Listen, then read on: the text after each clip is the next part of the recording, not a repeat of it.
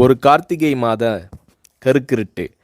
செங்கல்பட்டிலிருந்து படப்பிடிப்பை முடித்துக்கொண்டு எம்ஜிஆர் அவர்கள் நடுநிசி 12 மணி வாக்கில் காரில் வந்து கொண்டிருக்கிறார்.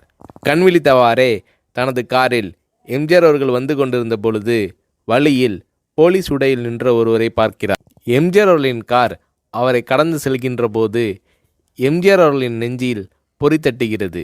ஆள் நடமாட்டமே இல்லாத இந்த அர்த்த ராத்திரியில் அந்த போலீஸ்காரர் பஸ்ஸுக்காக காத்து நிற்கிறார் என்பதை எம்ஜிஆர் அவர்கள் புரிந்து கொள்கிறார். உடனே தனது டிரைவரிடம் காரை நிறுத்த சொல்கிறார் எம்ஜிஆர். கார் பின்னோக்கி வருகிறது. போலீஸ்காரரின் அருகில் காரை நிறுத்தி கதவை திறந்து ஏறுங்கள், எங்கே போக வேண்டும் என்கிறார் எம்ஜிஆர். பரவாயில்லை, நான் பஸ்ஸிலே வந்து விடுகிறேன் என்கிறார் அந்த போலீஸ்காரர். நேரமாகிவிட்டது, இனி இந்த ரூட்டில் பஸ் கிடையாது, ஏறிக்கொள்ளுங்கள் என்று எம்ஜிஆர் அவர்கள் வலுக்கட்டாயம் செய்ய போலீஸ்காரர் வேண்டா வெறுப்பாக ஏறுகிறார்.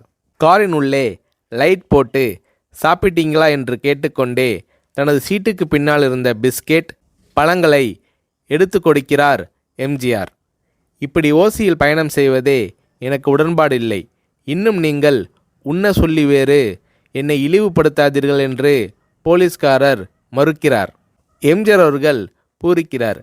இருப்பவனிலிருந்து இல்லாதவன் வரை படித்து பதவியில் இருக்கும் எத்தனையோ பேர் எனக்கு அது வேண்டும் இது வேண்டும் என்று எம்ஜிஆர் அவர்களிடம் வேண்டியதை பெற்று செல்கிறார்கள். ஆனால் சாதாரண பொறுப்பில் இருக்கும் இந்த போலீஸ்காரரின் நேர்மை எம்ஜிஆர் அவர்களை மெய்சிலிர்க்க வைத்துவிட்டது. எம்ஜிஆர் அவர்களின் கார் கத தூரத்தில் வந்து கொண்டிருந்தாலும் காரின் நிறத்தையும் ஒளியையும் மனம் கமலும் ஓடிக்கான் வாசனையையும் வைத்து இது எம்ஜிஆர் அவர்களின் கார் என்றும் கார் சென்ற தடத்தை தொட்டு வணங்குகின்ற அளவுக்கு புகழுடன் திகழ்ந்த நேரம் அது. அரை மணி நேரம் கார் சென்று கொண்டிருக்கிறது. ஆனால் அதுவரை எம்ஜிஆர் அவர்களை பற்றி பெரிதாக போற்றி புகழ்ந்து பேசாமல் அந்த போலீஸ்காரர் வந்ததே புரட்சித் தலைவர் எம்ஜிஆர் அவர்களுக்கு அந்த போலீஸ்காரர் மீது மரியாதையை கூடுதலாக்கியது. நான் தான் எம்ஜிஆர் என்கிறார் எம்ஜிஆர். கேள்விப்பட்டிருக்கிறேன் என்கிறார் அந்த போலீஸ்காரர். பொன்மனச்செம்மல் எம்ஜிஆர் அவர்களின் முகத்தில் கோபம் இல்லை, பதிலுக்கு பொன்முறுவல் மலர்கிறது. என் படங்களை பார்த்து இருக்கிறீர்களா என்று கேட்கிறார் எம்ஜிஆர். நான் சினிமாவே பார்ப்பதில்லை என்கிறார் அந்த போலீஸ்காரர். புரட்சித் தலைவர் எம்ஜிஆர் அவர்கள் இன்னும் பிரமிக்கிறார். இப்போது கார் சத்தத்தை தவிர ஒரே நிசப்தம். போலீஸ்காரர் தனது வீட்டிற்கு 1/2 கிலோமீட்டர் தூரத்திற்கு முன்பே காரை நிறுத்த சொல்லி இங்கேயே இறங்கிக் கொள்கிறேன் என்கிறார். ஏன், நீங்கள் குறிப்பிட்ட அந்த விலாசம் இன்னும் 1/2 கிலோமீட்டர் தூரம் இருக்கிறதே என்கிறார் எம்ஜிஆர்.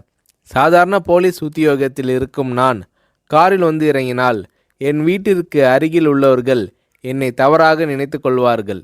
இதுவரை இப்படி நான் யார் காரிலும் ஓசியில் வந்து பழக்கமில்லை. நீங்கள் இவ்வளவு தூரம் செய்த உதவிக்கு நன்றி என்கிறார் அந்த போலீஸ்காரர். புரட்சித் தலைவர் எம்ஜிஆர் அவர்கள் அதற்கு மேல் எதுவும் பேசவில்லை. அவர் எந்த போலீஸ் ஸ்டேஷனில் பணிபுரிகிறார் என்பதை மட்டும் கேட்டு தெரிந்து கொண்டு கிளம்புகிறார். அடுத்த நாள் செங்கல்பட்டு போலீஸ் ஸ்டேஷனுக்கு ஃபோன் செய்து நான் எம்ஜிஆர் பேசுகிறேன் என்கிறார் எம்ஜிஆர். ஃபோனை எடுத்த டிஎஸ்பி உதறலோடும் உற்சாகத்தோடும் தலைவரே வணக்கம் என்கிறார். இரவு சந்தித்த போலீஸ்காரரை பற்றி விசாரிக்கிறார் எம்ஜிஆர். அந்த டிஎஸ்பி சொல்கிறார், நீங்கள் குறிப்பிடும் அவர் இன்று விடுப்பில் இருக்கிறார். அவர் கையூட்டு வாங்காதவர், கடமை தவறாதவர், காவல்துறையின் நேர்மைக்கு இவரே இலக்கணம். வெற்றிலை பாக்கு, பீடி, சிகரெட் போன்ற போதை வஸ்துக்கள், நாடகம், சினிமா போன்ற பொழுதுபோக்கு அம்சங்களையெல்லாம் இவர் அறியாதவர். கல்யாண வயதில் உள்ள 3 பெண்களையும் கரை சேர்க்க முடியாமல் கஷ்டத்தில் இருக்கிறார் என்கின்ற விபரம் டிஎஸ்பியால் எம்ஜிஆர் அவர்களுக்கு சொல்லப்படுகிறது. அவரை நாளை என் தோட்டத்திற்கு வர சொல்லுங்கள் என்கிறார் எம்ஜிஆர்.